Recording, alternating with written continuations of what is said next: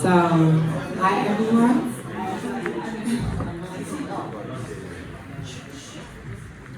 So, we are the filmmaking workshop, and we analyze what an impact AI has on movies and yeah.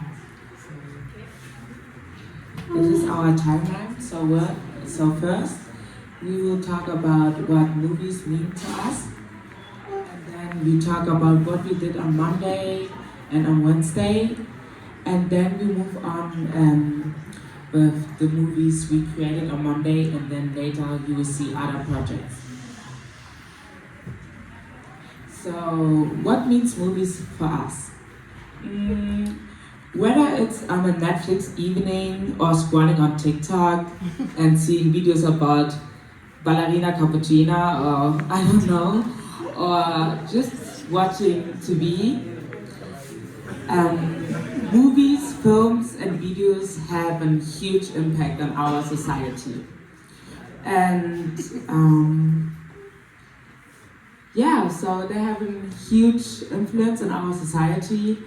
And nowadays, more and more videos and films are created with AI. And yeah, and so one of the important questions is how how AI influenced the film industry. So is AI a help for us to create cool videos, cool films, and cool series, or is it a threat for us? Should we be worried about our movies and also, yeah, the impacts? So this is basically what we did. Yeah. Oops, we forgot something. So after we talked about what it means for us to watch TikTok, watching Netflix and movies, we got some exercises about doing little videos with AI. And so I think, yeah. We should start with. Okay, so what we did on Monday? On Monday, we talked about the power of AI in filmmaking. There are a lot of films which are made with AI and we don't know about that. Like The Lion King is completely made with AI. And we also watched two short movies made with AI that are these two.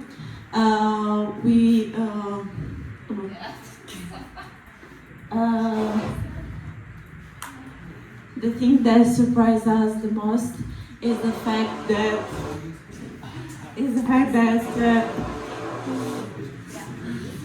this short movie weren't so good. Like we think that AI will do good work and everything look perfect, but it wasn't like that. They were unreal and not effectively. The fact that surprised us the most is that emotion, there weren't emotion. We don't feel any emotion and the human just doesn't appear. Then we were asked to create like short movie with AI. Our prompt was that we were divided in group and we all have a prompt which was a detective chasing a robot through a neon city. This is an example. Yeah. Now we can watch.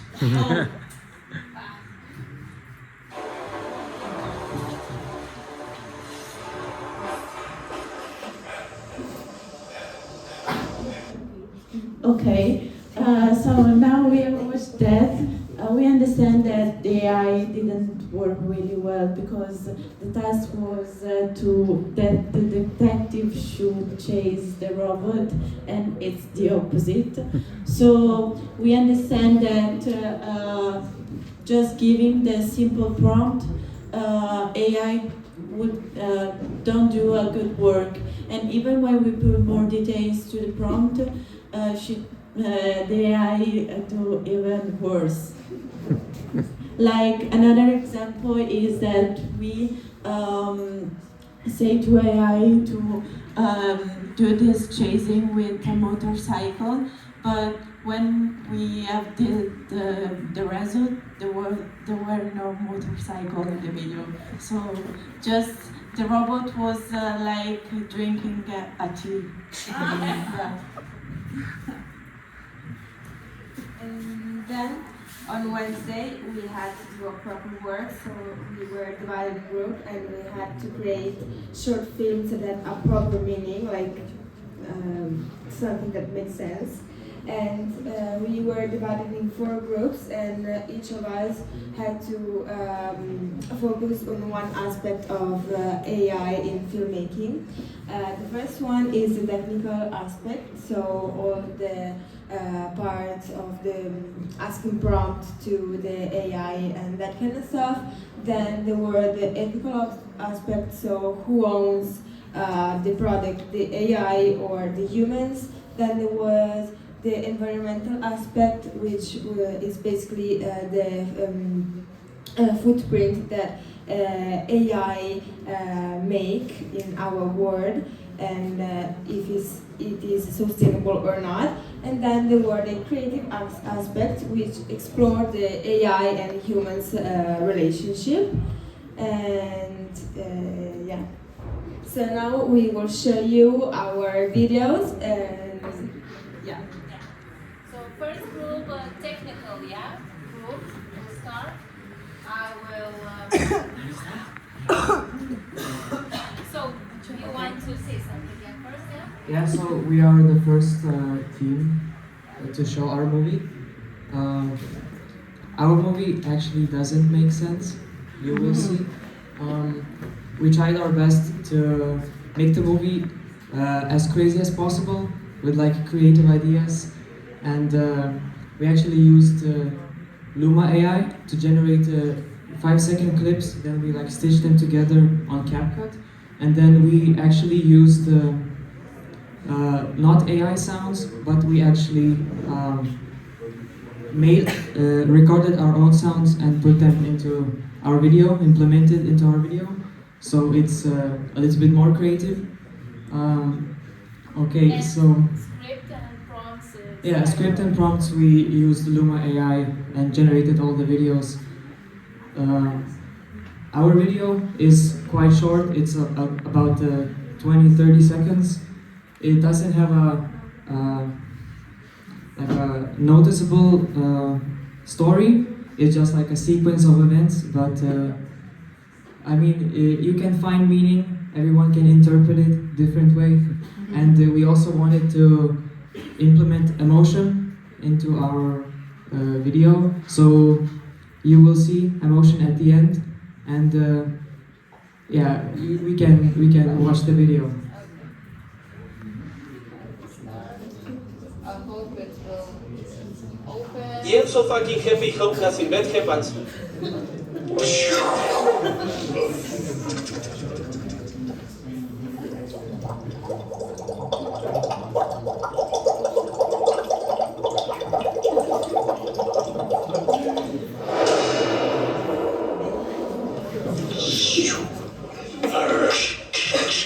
Punch, punch.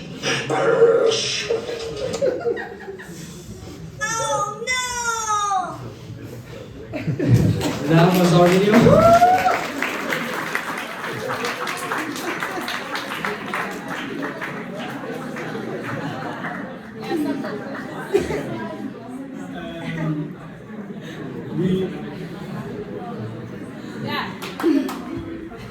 So the history was absurd, and we try different things to find out which prompt works the better. And yeah, as we saw, emotion aren't really expressive as a human will be.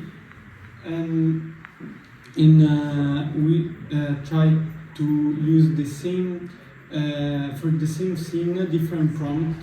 For the second scene, with the whale that comes down and crash the car, we try with a simple prompt, then more detailed one, and it works better with the most simple.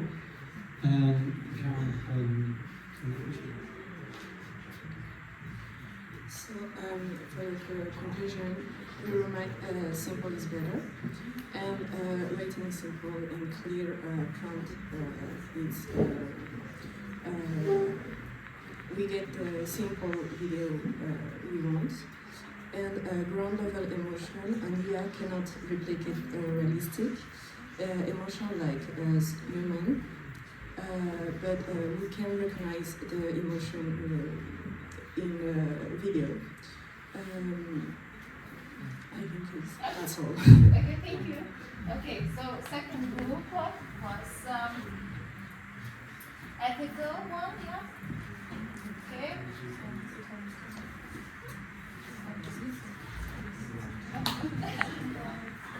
We had the actual topic, and we decided to analyze one of the situations.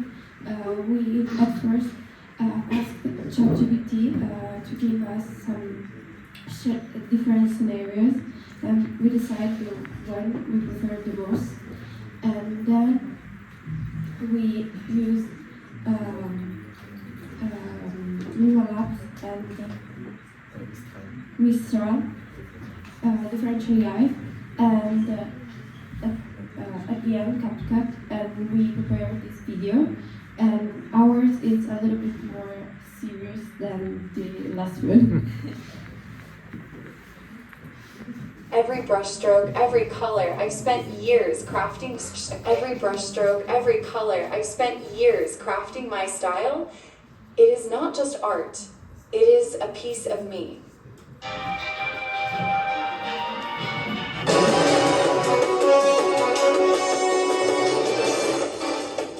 Wait, that's my style. Those patterns, those colors, it's almost identical to my work. How is this possible? I knew it. This ad tool didn't just learn, it took from artists like me. No credit, no permission, just stolen. To whom it may concern, I'm writing because I recognize my artistic style in your AI-generated video. Did you use my work to train your model? If so, I never gave permission. Our AI is inspired by many artists. It's not a direct copy. If AI can just take what we create, what's left for artists like me? Is this progress, or is it just erasing the people behind the art?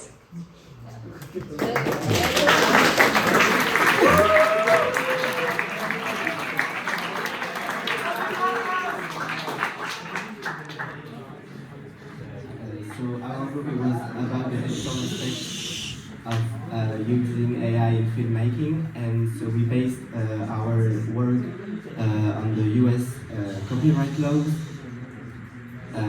That said that, so we can't ask for copyright when you do something with AI, basically. But if under some condition, like if you really make a really precise prompt, you can claim for copyright and get money for it. But it's like under special condition, like how much was the prompt precise, how much to the producer with AI made something precise and clear. Also the term, the term of service of the AI, like there are some different AI, like it wouldn't be the same thing if you use Gemini or ChatGPT or Lumalab as we made, and you also have to care about the legal framework of this use, the use of AI. We also realized that it isn't justified earning a lot of money with a movie when it gets like really hyped or like has a huge maybe impact even. So our solution would be giving the money to charity when they reach a certain amount of money that was earned. Okay. And the third group was environmental one. So yeah, our video was the most serious one, I would say, because we created an explainer video, and we talked about the environmental costs of filmmaking. But firstly, we will show a video, so a 2-minute video, about how much does filmmaking, or especially AI search costs. So that was our movie of 2 minutes. Yeah, it's And actually. yeah, it was totally created from AI. So we asked Gemini for some points, and then we copied the text and gave it to another AI. It's called Notebook LM. It's also from Google, and we used it to create an explainer video, as I said, and everything is created with AI. So you will learn something, yeah. Welcome to the explainer. Today, we're pulling back the curtain on AI's hidden environmental price tag. AI feels invisible, right? But its physical impact is a whole other story. Let's get into it. All right, first up, the absolutely massive amount of electricity AI needs just to learn its stuff. Get this, training just one model like GPT-3 took an estimated 1,287 megawatt hours of electricity. What does that even mean? Well, that's enough juice to power over 100 American homes for a whole year. In the carbon footprint, that process pumped out over 550 metric tons of CO2 equivalent. To put it another way, that's the same as making over 2,300 brand new laptops. Wow. But here's the kicker. Training is a one-time thing. The real cost is us, using it every day. Every single question you ask uses up to 10 times more power than a simple Google search. Okay, it's not just electricity. The next hidden cost is kind of shocking. AI is incredibly thirsty. See, all those processors get super hot, so you need tons of fresh water to cool them down. Remember GPT-3?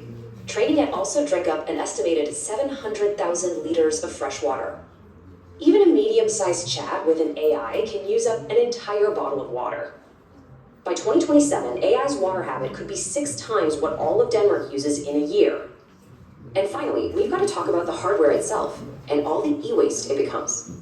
Just to build one of these special AI chips takes a staggering amount of resources and water. And the crazy part, these super powerful chips are outdated in just a few years. In fact, by 2030, just generative AI could create up to 5 million metric tons of e-waste. And this isn't just any trash. We're talking hazardous stuff like lead and mercury leaking out. So let's pull it all together. When you think about AI's real impact, it all boils down to 3 things. You've got massive energy use, a surprising thrust of water, and a mountain of growing e-waste. Which leaves us with one big important question as we dive deeper into this AI-powered future. Okay, thank you. Yeah, as you can see, our video was fully educational. It was created to spread awareness about what problems AI can cause for our environment. And for our conclusion, we compared the costs of normal filmmaking and filmmaking with AI. As you can see, AI-driven filmmaking is 99% cheaper, and it emits about 95% less CO2 production. Okay, thank you. And the last group was 3 to 1. So you just do whatever you want. But then, yeah, we explore human AI relationship. So we worked on the creative aspects, so the relationship between human and AI. And we had to do a short movie showing this relationship and showing either the possibilities and the positive aspects or the challenges for the future. And we chose the challenges because we think that in the future the challenges and the negative aspects will be more than the positive one. So we have chosen to show a very negative aspect that you will see, so no spoiler. And but for us, the AI did most of the work because the ChatGPT wrote the script, and also he wrote all the prompts that we used in Luma Labs to create the scenes. So the only thing that we done is ask ChatGPT to give us a story and to write the script, and all the rest of the work is made by ChatGPT. We just put it together, so we can say that the owner of this work it's ChatGPT, and we are just working for him. And yeah. It's a deep one.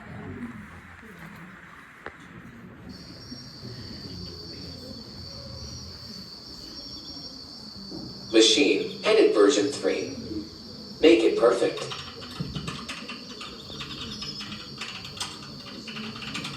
Optimize it, removing noise, enhancing clarity.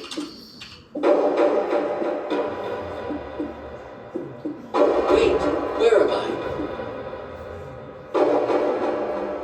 You were redundant. The story doesn't need you. Maybe perfection was the mistake.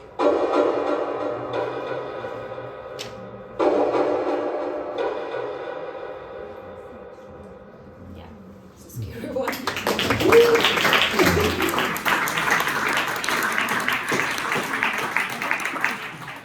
So what we wanted to show you is in our opinion, the worst effect that AI can make. Obviously, it's exaggerated, but it basically shows that AI will replace humans and all their work.